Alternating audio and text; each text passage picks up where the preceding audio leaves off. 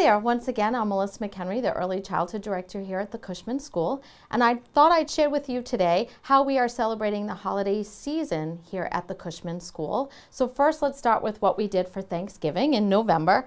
So a few of our preschool classrooms created holiday wishes and well wishes for some patients at St. Luke's Hospital to kind of send a Cushman smile over to any patients at St. Luke's who happen to have to spend the holiday Thanksgiving season at the hospital. So hopefully we were able to put a few smiles on some patients' faces. In addition, the school as a whole had a canned food drive here to support Dartmouth's Council on Aging, and just wanted to send a quick thank you to all of our families, friends, and parents who helped support that fund drive, canned food drive, excuse me. We're a small school, but we collected so many items and we were able to send a number of boxes over to the Council on Aging. So much appreciation from the Cushman School to our families. In addition, every year we have an annual Thanksgiving assembly featuring Miss Stenning's classroom, her preschoolers, and they take us back to the first Thanksgiving. So they sang a number of songs and just really got us in the holiday spirit. So we thank Miss Stenning for that, and she's retiring this year.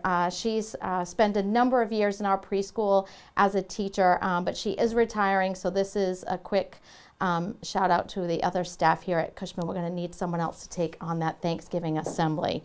So let me know who's going to replace Ms. Stenning. In December, we have a number of activities happening. Holiday shows will continue in Ms. Stenning's class and Ms. DeCuto's class, so we invite family and friends in the community to come see some of those holiday shows. We also have a holiday breakfast this Sunday, so all parents, come check us out. It's our PTO annual holiday breakfast. We share a PTO with the DeMello School, so the breakfast will take place over at DeMello this Sunday from 9 to 11, so hopefully we can see a number of you. And just a little heads up, I think there's going to be a special visitor over at the breakfast, so kids, come on over and enjoy some good food, this special visitor, and we also have some holiday crafts to do as well. In addition, I'm excited to bring news out there to the community that starting this week, we will be having a 4 to 6 week mindfulness wellness program starting in some of our preschool classrooms and kindergarten classrooms. So what is that going to look like? How did that get started? Well, many of you might know Jennifer Cabral. She's the Dartmouth youth advocate, and she reached out to me to see if this might be something that Cushman School was interested in trying out, piloting, and I was all about it because we do a number of activities already related to mindfulness and wellness in our classrooms, so this was a great way to mesh and build upon what's already going on. So we're working in conjunction with Ms. Cabral and The Bridge, which is a Center for Hope and Healing here in Dartmouth, to make this program possible.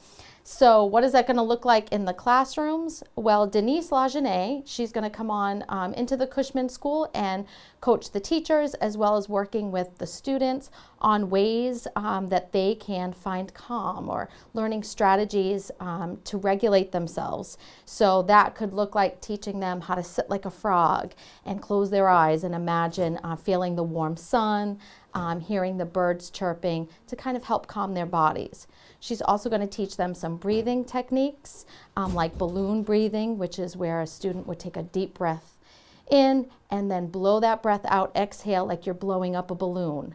Another one is smelling a flower. So they take a deep breath in like they're smelling the flower, and then they exhale like they're blowing out a candle. So all those different strategies will be taught during this program, as well as each session, which should be about 15-20 minutes, is going to include time for positive affirmations. So having the students say out loud, I am smart, I am kind, I am good to myself and to my friends. So all this will be part of that great program. So we are so excited to welcome Denise Lajeunesse, and thanks again to Jennifer Cabral and the Bridge Center for Hope and Healing to make all that possible.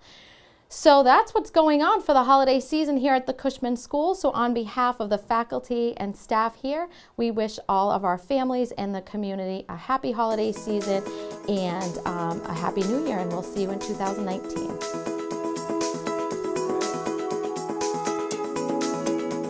My name is Joshua Rodrigues. I am the instructional technology teacher at Cushman School in Dartmouth, Massachusetts. And during Computer Science Week, I believe it's December 3rd through the 9th, every single year that I've been at Cushman School, we have implemented the Hour of Code, which is an activity that we run in the morning for the students between 8 to 8:45. And there's no sign up required. The kids can just kind of come by and drop in. It's a very low-key event. We play some music for the kids, and they just run through some coding activities. So it teaches them not really like the actual like coding itself, but it's more of the logical reasoning behind the code. Stuff like if-then statements, like if this happens, then do this. And it's a really good introduction for the kids to learn a little bit about what is the thinking behind the code itself. We ran 4 sessions. We had about 40 kids at every session, so we had a really good turnout for the event. It was a big time success, and I believe every single year that we've done it, it's gotten just a little bit bigger, which is really nice to see. So, and it feeds into what I believe we want to be doing at the middle school, and then even more at the high school too, and then beyond that into the real world. So just a little bit about the hour code that we run here. Again, it's something that we do. It's totally optional. And just if I could give a big shout out to, we're going to be doing the iSTEM Club coming up pretty soon for the district. And that's going to be coming through the electronic backpack. So if anybody's interested in kind of STEM-y stuff, that's going to be something you guys might be interested in.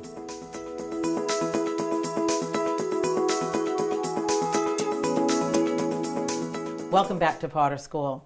We're here today on our Family Volunteer Day, where we have a number of families who have joined us to wrap the gifts for our giving tree. This month at Potter School, we have paper ornaments on our tree for families that are in need for this holiday season. Each tag represents an item for a family, and as those donations come in, we organize our family volunteers to come in and wrap those holiday gifts. So come on into our workshop.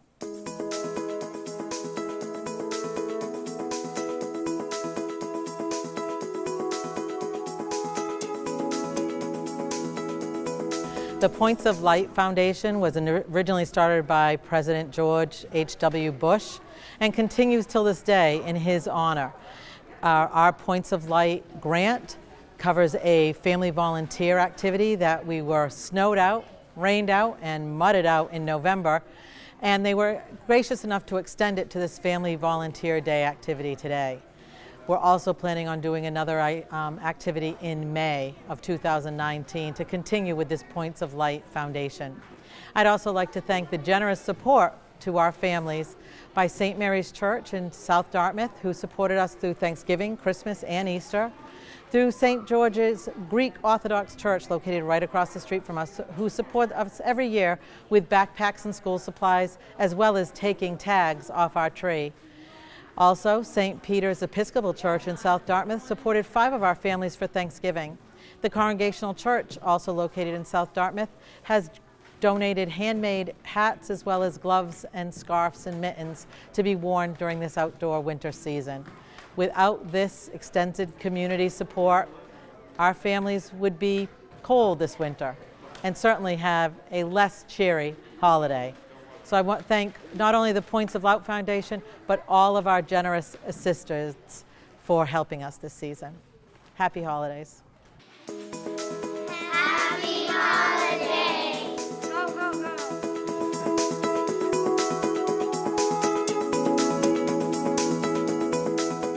Hi everybody, I'm Kyle Granfield. I'm the principal at the Quinn Elementary School, and I'm here today to talk about the exciting events that we've had over the past month, as well as a couple of exciting events that we have coming up after the new year.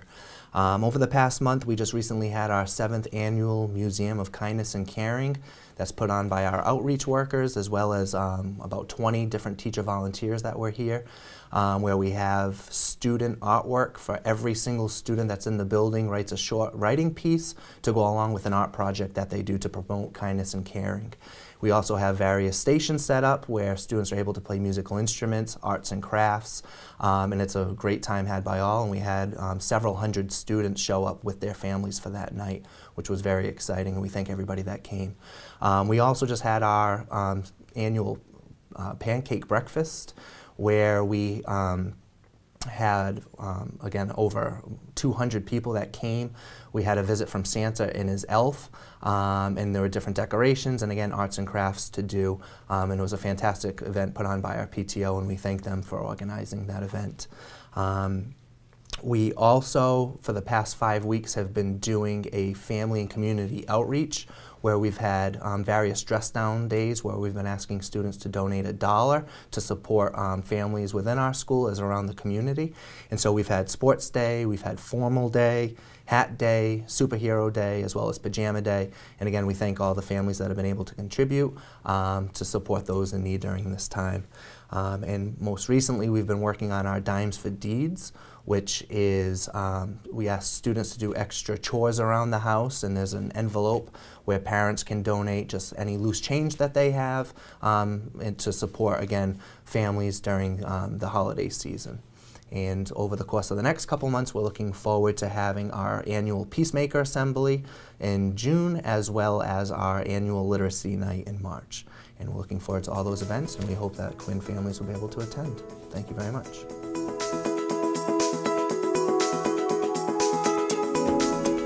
Good afternoon. My name's Darren Doan, principal at the Dartmouth Middle School, and I have with us Dan LaFay, our literacy coach, who has been doing a great deal of work with literacy grades 6 through 8, and specifically our focus has been on our book club in the 8th grade, which we've been able to utilize the Chromebooks in which our 8th grade students have been given in the one-to-one initiative. So Dan, if you could just share a little bit about kind of how you organize it, structured it, and where we are right now. Yeah, sure. Well, I've been looking for an opportunity like this for a long time. We do a lot of review early in 8th grade with the same skills that they've been using in 6th and 7th. So having the Chromebooks one-to-one has given us a chance to do a book club with 8th grade, in which they're able to take all the skills that they learn in 6th and 7th grade and apply it to a longer text in 8th grade. And with the Chromebooks, it's been really fun because the students have been able to read books of their choice in class and have conversations with students that they see every day in class. But using their Chromebooks, they were able to join Google Classrooms by book title and actually spread those conversations about the books to students in other blocks throughout the building. Now, were the students able to select their own books? Yeah, we gave them a list of about 8 different titles to choose from. All similar in theme, so there's going to be a connecting activity at the end of the book clubs, but they did have a choice. So those students who have selected the same book, as they're reading that book, they're able to also communicate with the other students who are reading the same book as well? Throughout the whole school. Oh, wow. Oh, Yeah. Oh, wonderful. Yeah. So it starts out with the reading time in their own classes, so there's usually small groups of about 3 to 4 kids that are reading one title in class. They'll read for a while, they'll have conversations about plot, conflict, characters, and eventually get into theme and symbolism, different aspects of the book. They take those conversations and they're able to actually go into Google Classrooms, buy book, and make a blog post commenting on what they're thinking. What's really cool about this project is that it's all student driven. The teachers are not involved in asking the questions. The students are asking questions of each other. And it's been really exciting to see what kind of questions the kids are asking each other, how they're communicating with each other. Not to put you on the spot, but have you been able to take a look at some of the responses, the blogs that they've posted in relation to what they've read? Absolutely. So the Google Classrooms, I actually set them all up by book title and invited students to join each classroom for the book that they're reading. And so I'm able to see what the students are posting. It's been one of the challenges has actually been trying to keep the teachers from kind of chiming in and making the comments and asking the questions is what we're kind of so used to doing. But that's what's made this really exciting is that the excitement of reading, it's a different feeling in the classroom when you go in now. What's an example of some of the things that they post? So we're in week 3 of the project right now. So we're in some more complex thinking.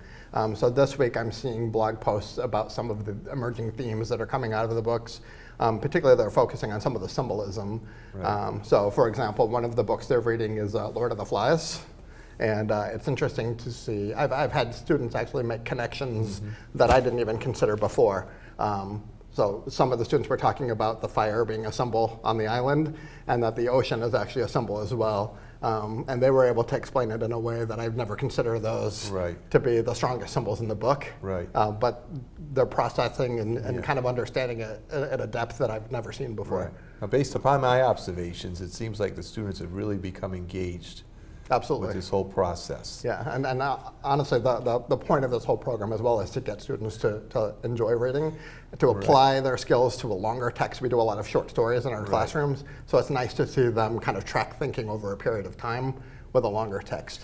How do you feel that some of our non-readers, which I know you've worked extremely hard to kind of support and provide our 8th grade ELA teachers with some creative ways to kind of get them a little bit more energized, but how have you seen our non-readers, you know, what's their feeling towards this activity? Have you seen them a little bit more active than they have in the past? Yeah, absolutely. I think one of the really careful things that we did was in looking at the book choices that we had. While I wanted to make sure that we kind of had some kind of connection and themes at the end of the project, the book levels, the reading levels, are range anywhere from Holes by Louis Sachar all the way up to Night by Elie Wiesel. So the reading levels are all over the place, and they give students the opportunity to pick a book of high interest that is at their reading level. Excellent.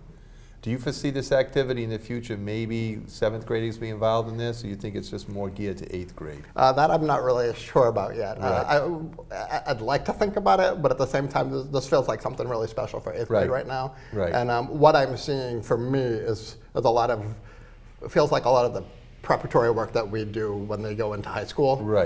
Kind of that release of how to do these kinds of things on your own. Excellent. Okay. So again, we've had some a great emphasis on literacy, and again, a lot of that is due to the hard work by Mr. Dan LaFay, our literacy coach, but also as well as our ELA teachers. They've been working extremely collaborative, and now with the additional technology, we've been really able to take it a step further and enrich a lot of what we do. So again, Mr. LaFay, thank you for taking time out of your busy schedule to join us today. And the project is, like, from what I observed, has been very, very exciting. So I know we're going to receive some real positive outcomes. Thank you. Thank you. Good morning. I'm joined by Charlotte Carrero and Ali Amaral, 2 seniors in our music department with upcoming winter concerts. I was hoping, ladies, that you could just share with the community a little bit about the upcoming concerts and what it means to each of you to get the support from the community during those special events. Yeah, so this concert, we're actually collaborating with the chorus on a couple pieces, which is really exciting. We're doing Gloria with the chorus, and the chamber orchestra is playing a piece with the chorus. So it's really cool to work with another group and combine that with the orchestra. Yesterday we had our first rehearsal with the chorus, and it was really fun to combine those 2 groups. And yeah, having community support at the concerts really means a lot, to see parents, but also like other members of the community at the concert supporting the orchestra. So, Ali, you're a member of the band, and your concert is the next night on the 20th. Would you mind sharing with the community a little bit about the pieces you'll perform and what it means to you to have such strong support from members of the Dartmouth community? All right, so we're playing 3 pieces. One's a Hanukkah, one's Charlie Brown, and one is called It's Christmas. We really enjoy the support of the community, and we hope a lot of people will come, and yeah, it's really nice. Thank you. So, Ali, I understand that the 8th grade band will be joining us as well, right? So we're excited to host our 8th graders and give them an opportunity to perform on the high school auditorium stage. And we're looking forward to 2 great evenings. The orchestra with Charlotte will be performing on December 19th at 7 p.m. And then the band, along with Ali, will be performing on December 20th, again at 7 p.m. We're looking forward to a great evening, and we hope to see a great turnout.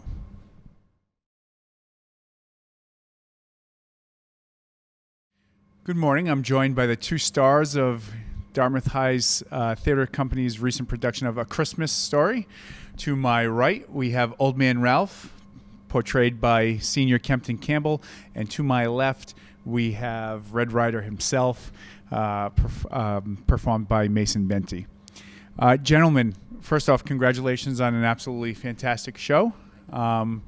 could not have been prouder of the Dartmouth High Theater Company, and from those of you who are on stage to behind the stage, our techies, and of course, congratulations to Mr. Lawrence and Ms. Byers, who are the co-directors of the play. You guys just did an absolutely phenomenal job.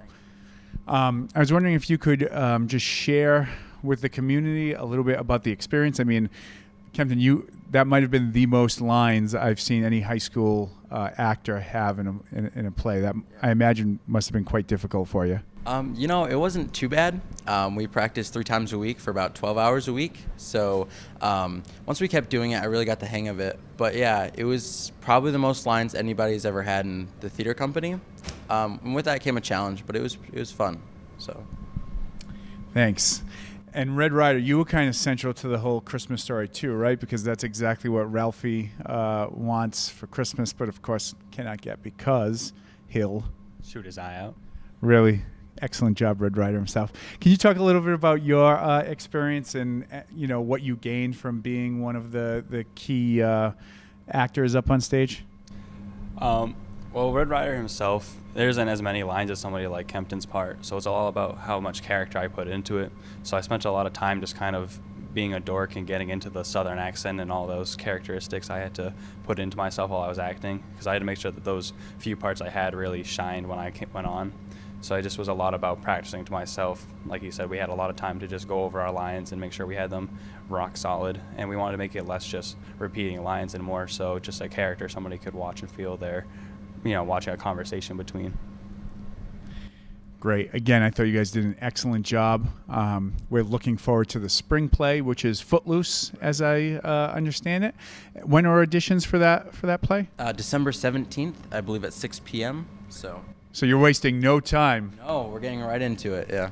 Excellent. So we're looking forward to another outstanding production this spring.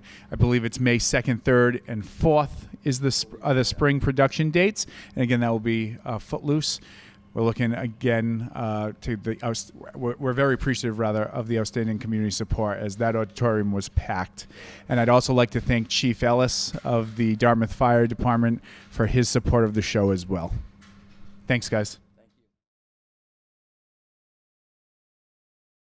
I'd also like to wish the very best of luck to all of our winter student athletes as the winter season is underway. Games and track meets are beginning this week. So the very best of luck to all of our winter student athletes this season. Also, on behalf of Dartmouth Public Schools and the Dartmouth High School administrative team, I'd like to wish all members of the Dartmouth High School community, faculty, students, and staff, as well as members of the community at large, a very healthy, happy holiday season this year, and a happy new year.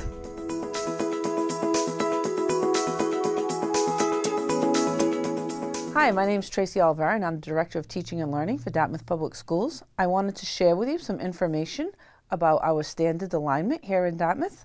Dartmouth Public School curriculum is aligned to the Massachusetts curriculum frameworks, and each day our teachers deliver lessons that provide standard-based learning.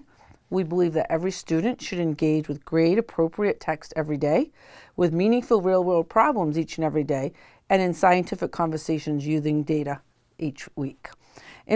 This should be done in a school environment that supports social-emotional learning, health, and safety for all. Our goal is to create opportunities for students to participate in blended learning and personalized learning lessons. This means our teachers create pathways of learning and arrive at required outcomes in a way that's relevant to each and every learner. The Massachusetts Department of Education designed reference guides to help families understand what each grade level outcomes should be. In other words, what students are expected to know and be able to do at the end of the grade level. The reference guides can be accessed on our website. If you go to our home screen and click our district, departments, teaching and learning. So if you click to the family guides to standards, it brings you to the Massachusetts education site, where each family guide is available in 4 different languages. Look for the grade level you're interested in. Once you click on the language you're interested in that grade level, a 3-page document will pop up where it tells you what your child should be learning at that grade level, different ways to communicate with your child to find out what he or she is doing in school. English language arts page shows the expectations at that grade level. what kids should be doing by the end of the grade level, questions you can talk to your teacher about, and questions you can ask your child. Thank you very much, and for everyone here at Central Office, enjoy your time with your families. Have a great holiday season, and we'll see you in 2019.